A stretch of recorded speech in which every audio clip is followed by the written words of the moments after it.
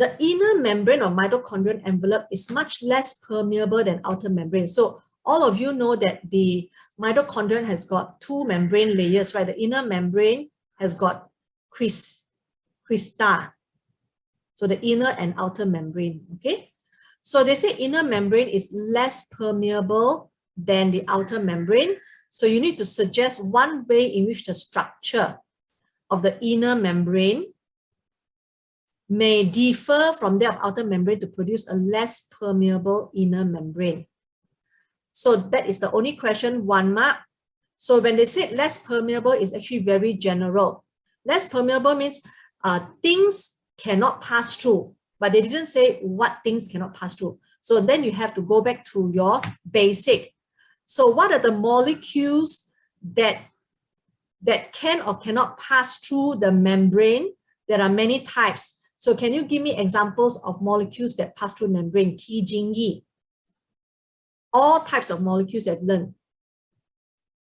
Ki Jing Yi. What are the polar molecule? What is it? Polar molecule. Polar and small. So example of polar and small are example. Is it ion? Ion. Ion is considered as charged.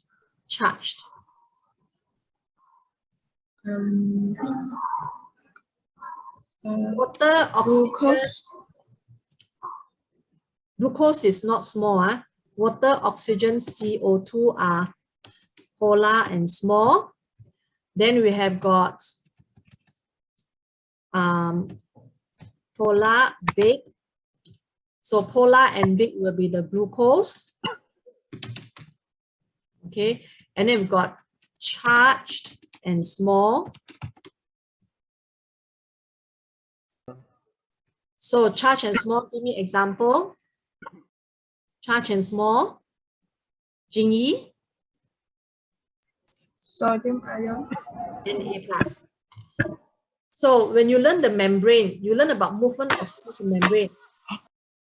What are the things that can pass through and cannot pass through? You have divided into, it's based on the polarity and also the size, right? If it's polar, uncharged, and small, like water, oxygen, and CO2, they usually pass through the gaps between the phospholipid molecules. Correct?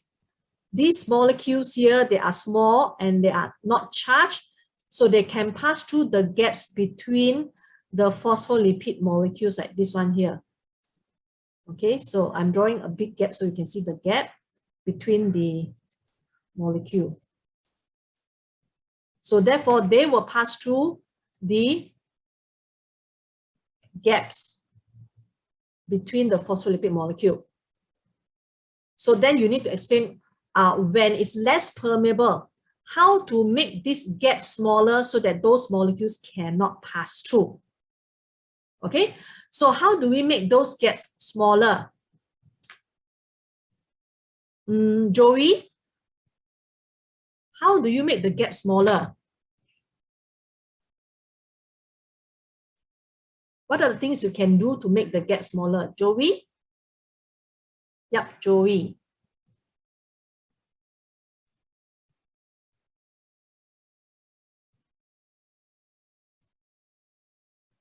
Hello?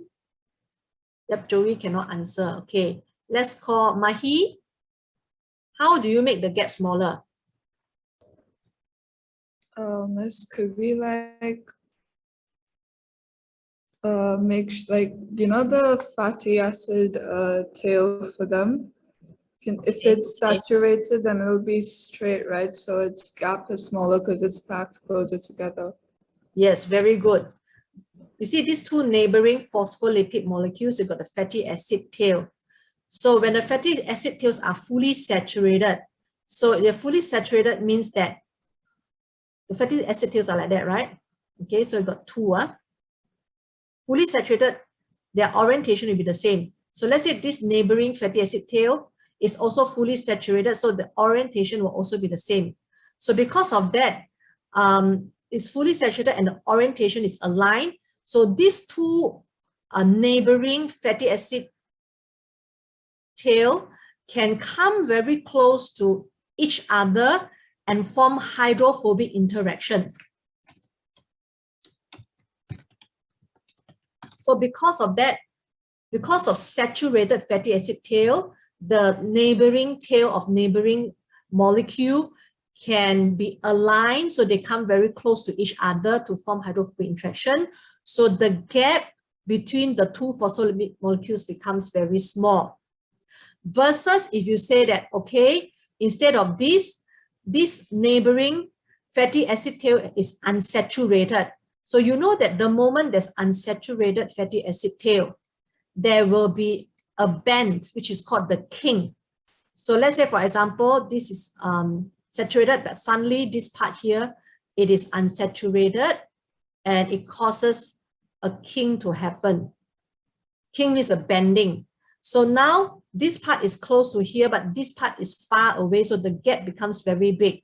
So the membrane becomes more permeable because of the unsaturated fatty acid tail causing the kink to happen. Kink means the bending. Learn up this word, kink. So therefore, in the entire fatty acid tail cannot be aligned to the neighboring fatty acid tail, cannot align closely. So resulting in a big gap. So membrane becomes more permeable. So these are the points that you need to remember. Okay? Can or not? So this is talking about the fatty acid tails, the first thing. Of course, there's another thing which can actually block the gap. Can anyone tell me what is the another molecule which can block the gap? This is a cholesterol. Yes, very good. Cholesterol. So I can actually, the membrane may actually contain more cholesterol, and cholesterol actually sit in between the phospholipid molecules and hence block the gap, because you learn already cholesterol act as a plaque, right? Act as a plaque, right? Yes, act as a plaque. Okay, so therefore, the molecules cannot pass through. So this is if you refer to water, oxygen, and CO2. But it can also be polar and big molecule like glucose. So for glucose, usually what do you need to transport glucose across the membrane? Vana? What is it that can transport glucose across the membrane? Vana? Channel protein. Channel?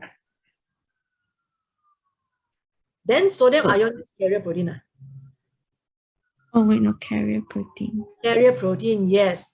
Glucose is big. So when it's big, you need a big bag. Carrier protein is like a big bag.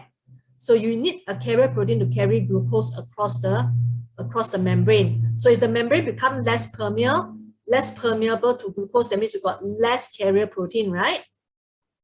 Okay, so there'll be less carrier protein. Now for sodium, you need channel protein to transport across. Channel means little river. So glucose cannot pass through because it's too small. Only sodium ion can pass through, right? So therefore, if it's less permeable, that means there's less channel protein. So these are the 4 possible answers. You talk about the fatty acid tail being saturated, so because you're supposed to talk about the structure, right? One structural adaptation, only one. So you can say that fatty acid tail are saturated, you already get 1 mark because you're supposed to talk about the structure, okay? Or there are less carrier protein, or there are less channel protein, okay? So next,